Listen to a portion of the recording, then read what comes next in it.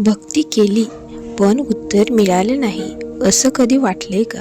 या अध्यायात एक अशी घटना आहे जी सांगते श्रींची कृपा उशिरा येते पण चुकीच्या वेळेला कधीच येत नाही. हा अध्याय शेवटपर्यंत ऐका, कारण शेवटचा प्रसंग तुमचा विचार बदलून टाकेल. तर पाहूयात आपण श्रीपाद श्री वल्लभ चरित्रामृत या दिव्य ग्रंथातील अध्याय 22. अध्याय 22 आहे श्री गुरुदत्त भट्टाचा वृत्तांत. भक्तांना होणारा त्रास ज्योतिषशास्त्रानुसार निवारण करणारे फक्त श्रीपादच. शुभमस्तु निर्विघ्नमस्तु. गुरुचरण कृष्णदास आणि मी श्रीपादांच्या समोर बसलो होतो. श्रीपादांच्या सानिध्यात आम्ही एक प्रकारच्या अव्यक्त अवर्णनीय आनंदाचा अनुभव घेत होतो. त्याच वेळी गुरुदत्त भट्ट नावाचा एक ज्योतिषशास्त्र पंडित श्रीपादांचे दर्शन घेण्यासाठी तेथे आला. श्रीपादांनी त्याचे सन्मानाने स्वागत केले.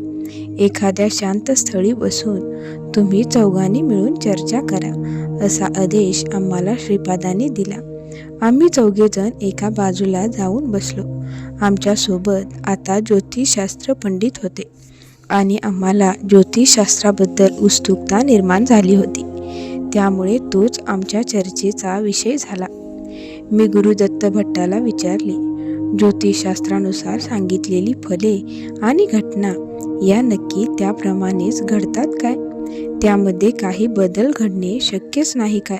मानवाचे जीवन हे त्याच्या पूर्वकर्मानुसार ठरवले जाते काय? किंवा चालू कालातील त्याच्या चांगल्या वाईट कृत्यामुळे त्याचे निर्धारण होते? कृपा करून याविषयीची माहिती आम्हाला सांगावी. गुरुदत्त भट्टाने आम्हाला ज्योतिषशास्त्राची माहिती सांगायला सुरुवात केली. ज्या मार्गावरून नक्षत्रे फिरतात त्याला भचक्रम असे म्हणतात. याची सुरुवात अश्विनी नक्षत्रापासून गृहीत धरतात. याच्या स्थान निश्चितीसाठी चित्रा पद्धत आणि रेवती पद्धत अशा 2 पद्धती वापरतात. रेवती नक्षत्र हे नक्षत्र गणनेसाठी योग्य स्थानापासून 8 कला किमी असलेल्या स्थानावर असल्यामुळे, याशिवाय हे नक्षत्र 3 ताऱ्यांनी मिळून झालेले असून ओळखण्यास कठीण असल्यामुळे नक्षत्र गणनेसाठी अग्राह्य मानले जाते. याच्या तुलनेत चित्रा नक्षत्रामध्ये एकच मोठा आणि तेजस्वी तारा असल्यामुळे ते ओळखण्यास सोपे असते. भचक्रावर चित्रा नक्षत्र हे अश्विनी नक्षत्रापासून 180 अंशावर म्हणजेच अगदी विरुद्ध दिशेला असल्यामुळे नक्षत्र गणना करताना फार अडचणी निर्माण होत नाहीत. या सर्व कारणांमुळे चित्रा नक्षत्रापासून सुरुवात होणाऱ्या भचक्राचा म्हणजे चित्रा पद्धतीचाच अवलंब करतात. श्रीपादांनी चित्रा नक्षत्रावर जन्म घेण्याचे विशेष कारण आहे. जन्म नक्षत्रापासून 180 अंश दूर कक्षावर्तुळामध्ये बरोबर समोर किंवा मध्यापासून विरुद्ध बाजूला असलेले नक्षत्र किंवा ग्रह हा मूळ नक्षत्रावर जन्मलेल्या व्यक्तीची शक्ती केंद्रित करण्याचे कार्य करतो. म्हणजेच अश्विनी नक्षत्र समूह हा चित्रा नक्षत्रावर जन्मलेल्या आणि चित्रा नक्षत्र हे अश्विनी नक्षत्रावर जन्मलेल्या व्यक्तीच्या शक्तीचे केंद्रीकरण करून त्यांना प्रभावी बनवतात. अश्विनी नक्षत्रामध्ये तुरुंग, मुखाश्विनी आणि श्रेणी असे 3 तारे आहेत. दत्तात्रेय सुद्धा त्रिगुणात्मक म्हणजेच ब्रह्मा, विष्णू, महेश यांचे एकत्रित रूप आहे. या त्रिमूर्तीची शक्ती अश्विनी नक्षत्रामुळे एकत्र होऊन चित्रा नक्षत्रावर जन्मलेल्या दत्तात्रेयांच्या अवताराला म्हणजेच श्रीपाद श्री वल्लभांना मिळते. कोणत्याही मानवाचा जन्म हा त्याच्या पूर्वसंचिताप्रमाणे जे फळ त्याला मिळायला पाहिजे त्याला अनुकूल अशा ग्रह नक्षत्र स्थितीतच होते. कोणताही ग्रह हा मानवाबद्दल प्रेम अथवा द्वेषभाव बाळगत नाही. त्या ग्रहांमधून प्रसारित होणाऱ्या किरण किंवा स्पंदनांमुळे ठरलेल्या वेळी आणि ठरलेल्या प्रदेशामध्ये त्या ठरलेल्या जीवाला इष्ट किंवा अनिष्ट फळे मिळतात. अनिष्ट फळांपासून मुक्ती मिळवण्यासाठी अनेक मार्ग आहेत. त्या मार्गाचे अनुकरण केल्यास लहानसहान अनिष्ट फळांचे निवारण होते.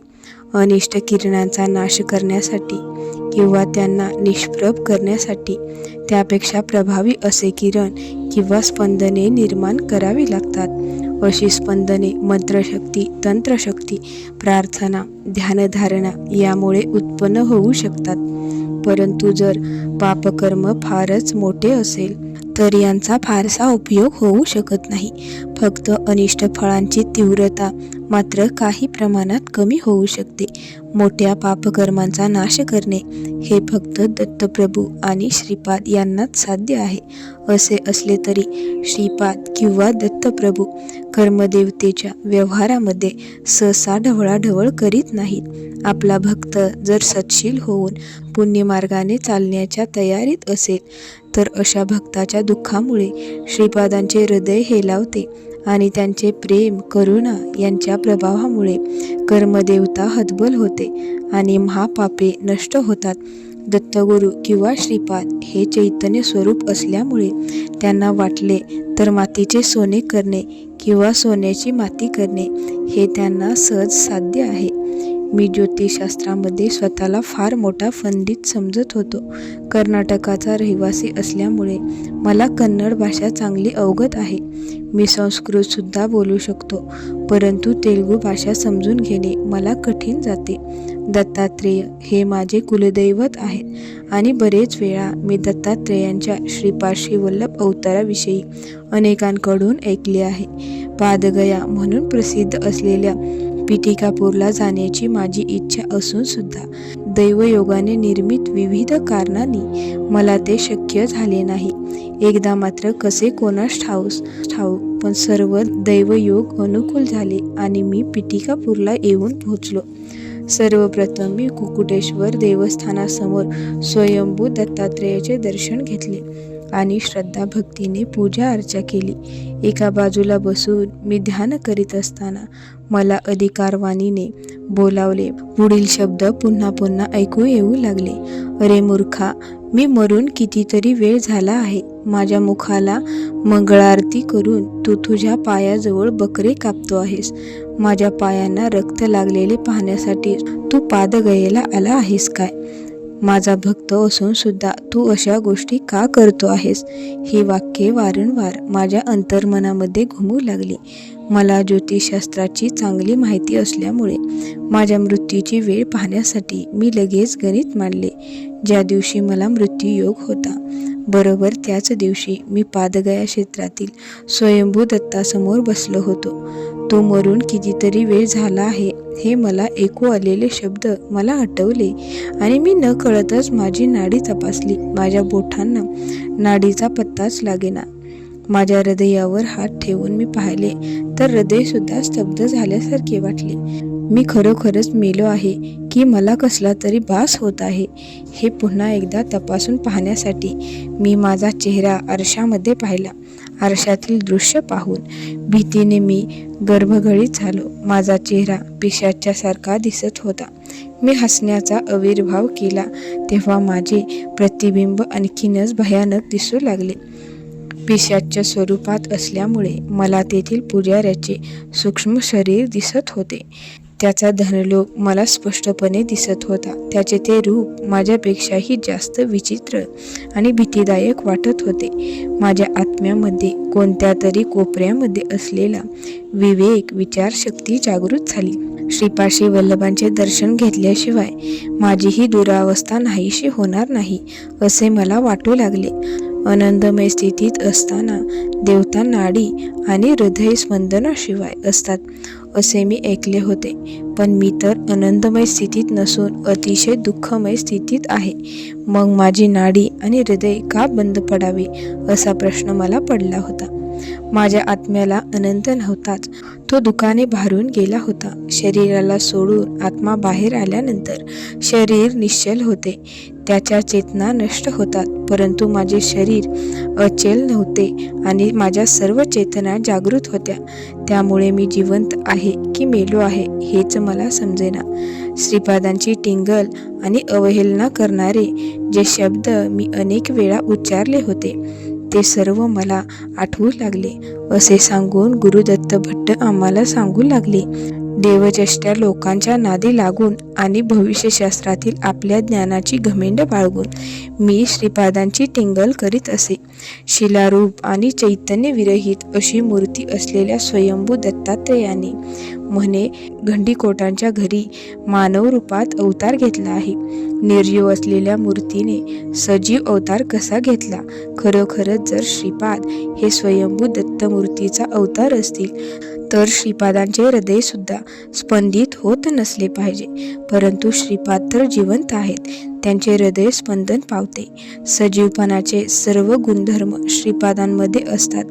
तो स्वयंभू दत्तमूर्तीचा अवतार कसा होऊ शकेल? विश्वास न बसण्यासारखी गोष्ट सांगून हे लोक देवभोळ्या भक्तांची फसवणूक करीत आहेत, अशी टीका करून मी श्रीपादांना दत्ताचा अवतार मानण्यास नकार देत असे. हे सर्व आठवून मला आता पश्चाताप होत होता.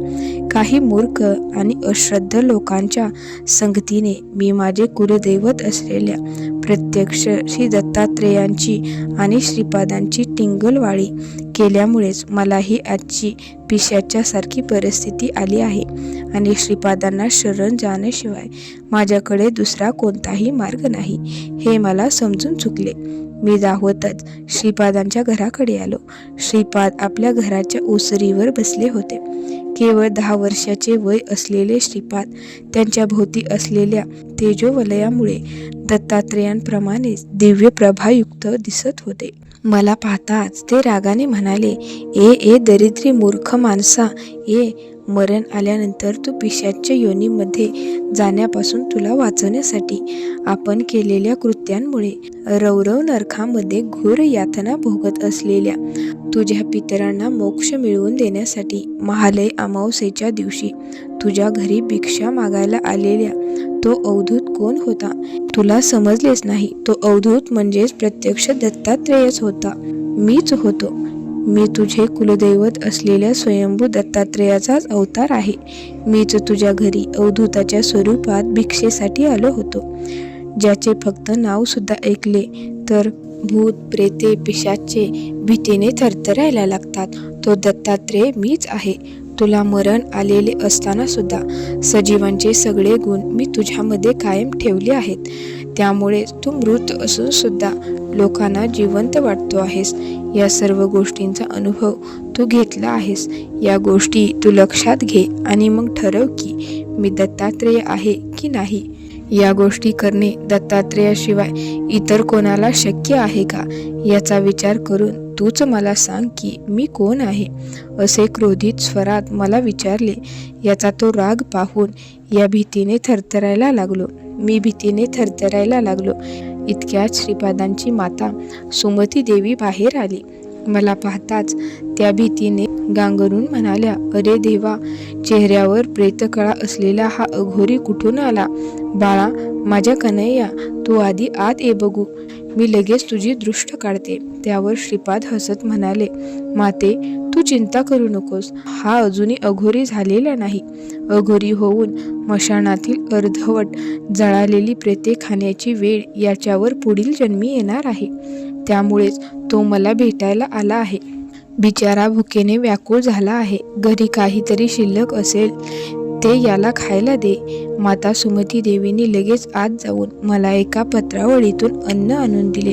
श्रीपाद मला म्हणाले, आता लगेच येथून निघून जा. मला भरपूर भूक लागली आहे. मी लगेच पुन्हा कुकुटेश्वर मंदिराकडे आलो आणि बाजूच्या मोकळ्या जागेत बसून ते अन्न भराभर खाल्ले. मला बरे वाटायला लागले.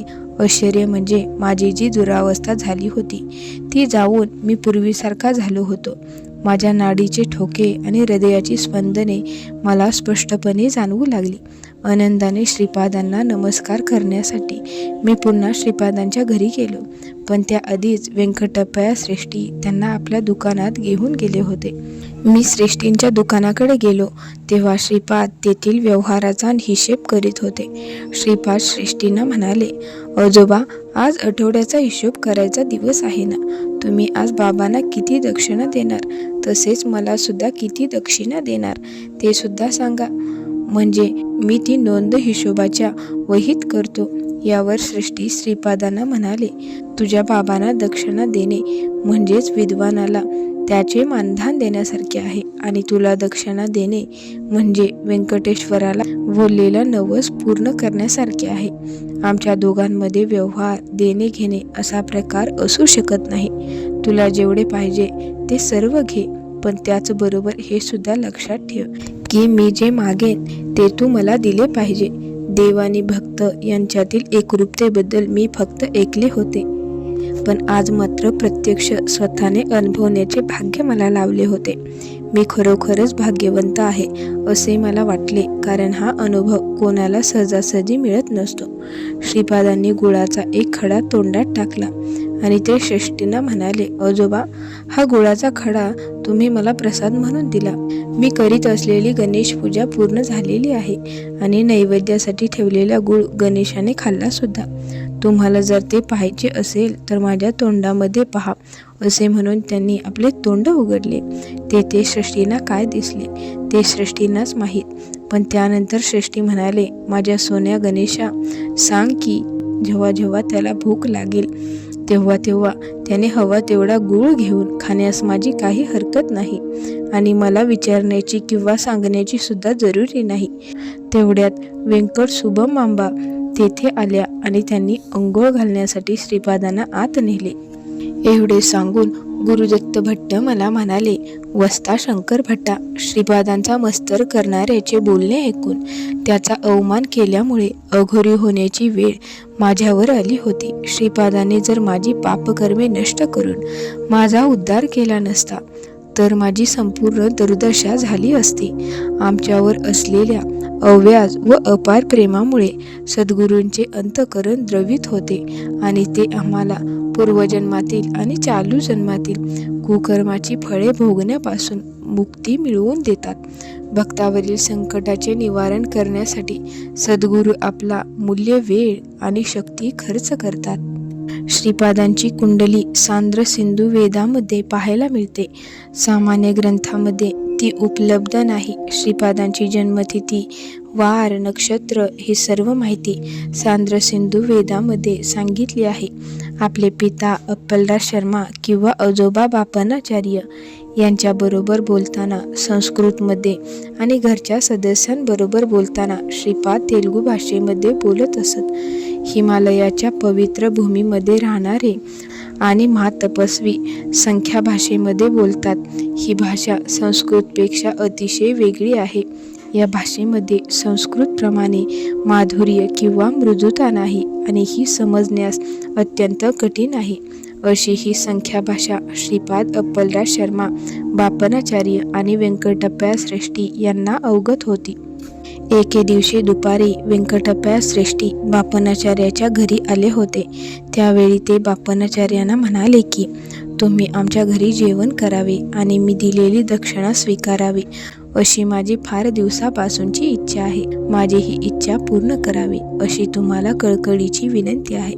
महालय अमावस्या हा फार पवित्र दिवस असल्यामुळे त्याच दिवशी तुम्ही आमच्या घरी जेवण करावे असे मला वाटते, असे श्रेष्ठींनी बापनाचार्यांना सांगितले. बापनाचार्य या गोष्टीला तयार होतील किंवा नाही याबद्दल शंका असल्याने त्यांनी मनातल्या मनात श्रीपादांची प्रार्थना करून त्यांना ही विनंती केली की बापनाचार्यांनी ही विनंती मान्य करावी, यासाठी आपल्याला आशीर्वाद द्यावा. बापनाचार्यांनी श्रेष्ठींची इच्छा पूर्ण करण्याचे लगेच मान्य केले. महालय अमावस्येला अजून बरेच दिवस असताना ही गोष्ट घडली होती. मधल्या काळात ही गोष्ट दोघेही विसरून गेले. महालय अमावस्येच्या दिवशी सकाळी श्रीपादांनी आपले आजोबा बापनाचार्यांना म्हटले, आजोबा, श्रीकृष्ण कधी सत्य किंवा असत्य बोलतो असे म्हणता येत नाही. तो फक्त सर्वांना आपल्या कर्तव्याची जाणीव करून देतो. यावर बापनाचार्य म्हणाले की नेहमीच सत्य बोलता येत नाही, परंतु याचा अर्थ असा होत नाही की असत्य बोलावे. साधारण परिस्थितीत नेहमी सत्य बोलणे हेच हितकारक असते. त्याच दिवशी दुपारी श्रेष्ठी बापनाचार्याच्या घरी आले. त्यावेळी श्रीपाद स्वतःशीच बोलल्याप्रमाणे पण दोघांना स्पष्ट ऐकू जाईल अशा स्वरात म्हणाले, एकतर कोणाला कसलेही वचन देऊ नये आणि जर दिलेच असेल तर ते पाळावे. त्यानंतर त्यांनी दोघांकडे पाहून म्हटले की जर त्यातील एखाद्याकडून दिलेले वचन विसरले गेले तर दुसऱ्याने तरी त्याची आठवण एकमेकांना करून देणे जरुरीचे आहे की नाही, ही गोष्ट मी तुम्हा दोघांनाही विचारत आहे. याचे उत्तर सांगाल काय? श्रीपादांनी विचारलेल्या या प्रश्नानंतर दोघांनाही आपण केलेल्या चुकीची आठवण झाली. श्रीपादांनी आपल्या मिश्कील पद्धतीने दोघांनाही आठवण करून दिली होती. प्रत्येक माणसामध्ये एक मी चैतन्य स्वरूप असतो. जन्माच्या वेळी प्रत्येक मुलीला हा मी आईबापांकडून मिळत असतो. विश्वप्रणालिकेमध्ये या चैतन्यावर आपले कर्तव्य कर्म करण्याची जबाबदारी असते. जबाबदारी एखाद्याच्या हातून पूर्ण झाली नाही तर ती पुढील पिढीवर म्हणजेच त्यांच्या मुलांवर, नातवांवर येते. पित्याच्या मृत्यूनंतर किंवा त्याने संन्यासाश्रम घेतल्यानंतर ही जबाबदारी मुलांवर पडते आणि पिता जबाबदारीतून मुक्त होतो. तुम्ही दिलेल्या वचनाची किंवा इतरांनी तुम्हाला दिलेल्या वचनाची पूर्ती सांगितलेल्याच काळी झाली पाहिजे किंवा वचन दिलेल्या किंवा घेतलेल्या माणसांकडूनच पूर्ण झाली पाहिजे असे नाही. त्यांच्याकडून त्या वचनाची पूर्ती झाली नाही तर आईबाप आपल्या मुलाला जो मी चैतन्य रूपात हस्तांतर करतात त्यांच्यावर येते. त्यामुळे सांगितलेल्याच काळी किंवा स्थळी हे वचन पूर्ण करण्याऐवजी वचन देणारा व घेणारा यांच्या वंशजांनी ते पूर्ण केले तरी चालते.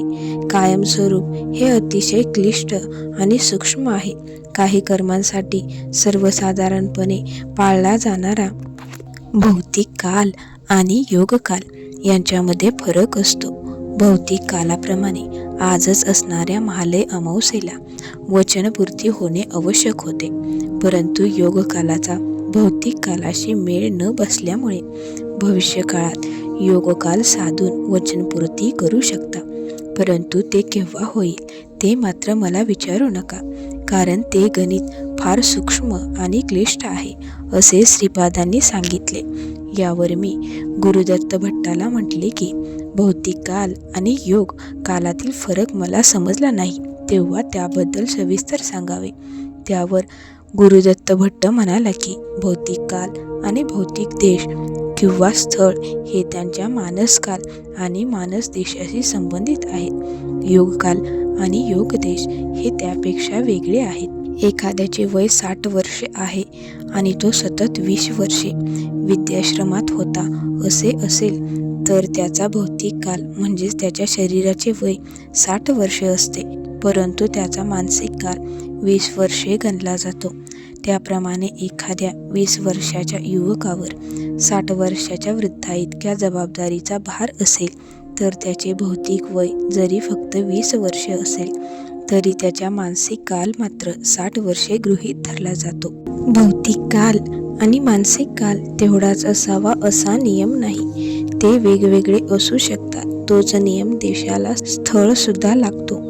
एखाद्याला जर काशीत राहण्याची तीव्र इच्छा असेल तर त्याचा मानसिक देश म्हणजे स्थळ काशी असतो, म्हणून त्याला काशीवासाचे फळ मिळू शकते. देह म्हणजेच शरीर एखाद्या क्षेत्रात असून सुद्धा त्याचे मन दुसऱ्या क्षेत्रात असेल तर त्याचे शरीर कोणत्या देशात आहे तेथील निवासाऐवजी मन जेथे असेल तेथलाच मानसिक वास त्याला साध्य होतो, कारण मानसिकदृष्ट्या तो सतत दुसऱ्या क्षेत्रात म्हणजेच काशीमध्ये असतो. काशीमध्ये कुणी गोहत्या केली तर त्याला काशीवासाचे फळ म्हणजेच पुण्य मिळणार नाही. तसेच गंगेतील मासे पकडणाऱ्याला गंगा स्नानाचे फळ मिळत नाही. पिटिकापूरमध्ये राहणारा आणि दररोज श्रीपादांचे दर्शन होणारा सुद्धा जर त्याचा मानसिक देश व मानसिक काल वेगळा असेल तर तो श्रीपादांच्या अनुयायांमध्ये गणला जाणार नाही. फक्त आध्यात्मिक शक्ती असणाऱ्याचाच योगकाल व योगदेश यांचे ज्ञान असते. श्रीपादांचा अनुग्रह कोणाला कोणत्या योगकालात आणि कोणत्या योगदेशात लाभेल ते श्रीपादांशिवाय कोणालाच समजू शकत नाही. मानवाला कर्म करण्याचा अधिकार आहे. सत्कर्माचे फळ सुख आणि दुष्कर्माचे फळ दुःख असते. पूर्वकाळातील दुष्कर्मामुळे होणाऱ्या यातना भोगत असणाऱ्याला सद्गुरू आपल्या प्रभावाने योगकाल बदलून त्याला यातनामुक्त करतात. या बदललेल्या योगकाल ज्या देशात येईल तेथे त्या कर्माचे फळ मिळते. हा अतिशय गहन विषय आहे. नरसिंहवर्माच्या घरी शिवय्या नावाचा एक कामगार होता. एके दिवशी श्रीपाद तेथे गेले असताना त्यांनी शिवय्याकडे तीक्ष्ण नजरेने पाहिले. त्याबरोबर त्याच्या वागण्यात बदल झाला. त्यानंतर तो तहानभूक विसरला. मीच या सृष्टीची उत्पत्ती, स्थिती आणि लय करतो.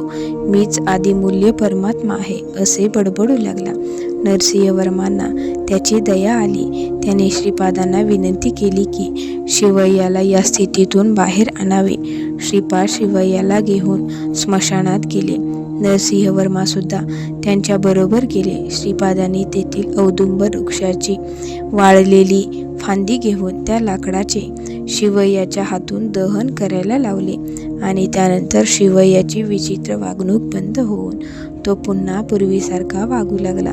शिवय्याचे वेळ गेलेले पाहून नरसिंहवर्मांना फार आश्चर्य वाटत होते. ते पाहून श्रीपाद त्यांना म्हणाले, आजोबा, यामध्ये आश्चर्य वाटण्यासारखे काहीच नाही. वायसपूरमधील माझी टिंगल करणारा एक पंडित ब्रह्मराक्षस झाला होता. त्या पंडिताचे पूर्वजन्मीचे ऋण शिवय्यावर होते. काय हा अपप्रचार! म्हणे श्रीपादच परमात्मा आहे. हा 10 वर्षाचा मुलगा म्हणे सृष्टीची उत्पत्ती, स्थिती आणि लय करतो.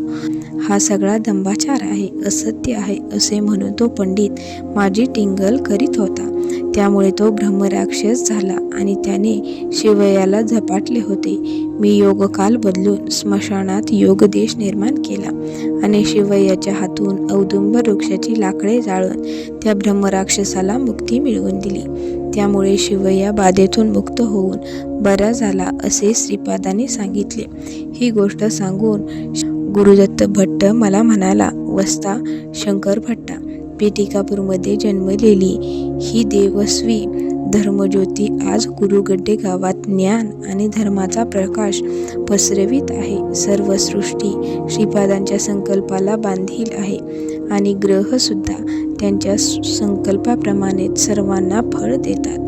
या प्रकारची ज्योतिषात सांगितलेली कर्मफळे निर्दिष्ट भौतिक कालात आणि भौतिक देशातच फलित व्हावीत असा नियम नाही. त्याचा भौतिक काल आणि देश हे दोन्ही योगकाल आणि योगदेश यांच्यामुळे निर्धारित होत असतात. श्रीपादांच्या आशीर्वादाने प्रारब्ध कर्म आणि मृत्यूसुद्धा टळतो. श्रीपाद आपल्या संकल्पाने 1000 वर्षानंतर घडणार असलेल्या घटनासुद्धा आज घडवू शकतात. कोणताही योगकाल आणि योगदेश केव्हाही आणि कोठेही निर्माण करू शकतात. एके दिवशी व्यंकटप्या श्रेष्ठी देवपूजा करीत असताना श्रीपाद त्यांच्या बाजूला बसले होते. श्रेष्ठी श्रीफळ वाढवीत असताना श्रीपादांनी ते त्यांच्याकडून मागून घेतले आणि स्वतःच वाढविले. श्रीफळाचे तुकडे तुकडे झाले. त्या श्रीफळातून पाण्याऐवजी रक्त सर्वत्र सांडले. हे पाहून आश्चर्याने अवाक झालेल्या श्रेष्ठींना श्रीपाद म्हणाले, आजोबा, आज तुम्हाला मरणयोग होता.